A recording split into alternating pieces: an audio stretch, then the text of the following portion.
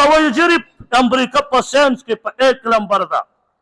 یو عالم فرمایي وایي زه امریکې ته تللی وم، وایي زما یو ملګری دی یو ځای ته ډاکټران به راغونډېده، وایي ما ورته وویل چې ته هره ورځ سهار وختي ځې او ناوخته راځې، ته څه ریسرچ کوې؟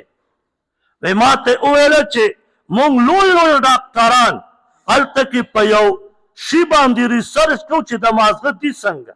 وایي صرف په دې موږ ریسرچ شروع کړ. وایي موږ پې ریسرچ کوو چې د انسان کې بغض او کینه او حسد دا کفر او دا د انسان په دې مازغو کې په کومه حصه کې دا پروت دي. وایي موږ صرف په دې ریسرچ کوو.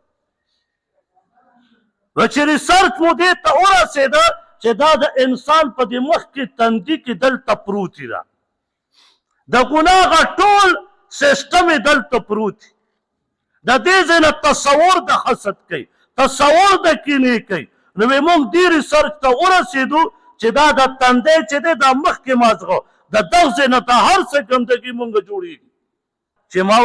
چې ما ورته وفرمایل چې 1400 سال پهلے الله رب العزت مونږ ته په قرآن کې فرمایلي ناصیة کاذبة خاطئه، تندي د دوی کاذبة دروغجن دي، خاطئة خطاګار دي. وایي ما ورته وویل چې تاسو اوس ریسرچ کوئ. الله هغه ټایم کې فرمایلي والله فرمایي یعرف المجرمون بسیماهم فیؤخذ بالنواصي والاقدام. الله فرمایي وایي دغه خلق به موږ د دې تندونه ونیسو جهنم ته به یې غځار.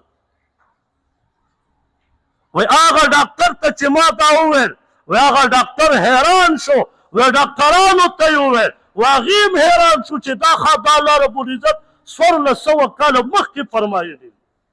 اوس خو د یو سړی په قرآن کې یو تعلیم یافته یو پروفیسر یو انجینیر چې هغه دغسې ووایي چې زه د قرآن کې سوچ او تدبر کوم او دغه مسله مې د قرآن نه راویسته، خدای راسي په مغه سات یې مړ کړي.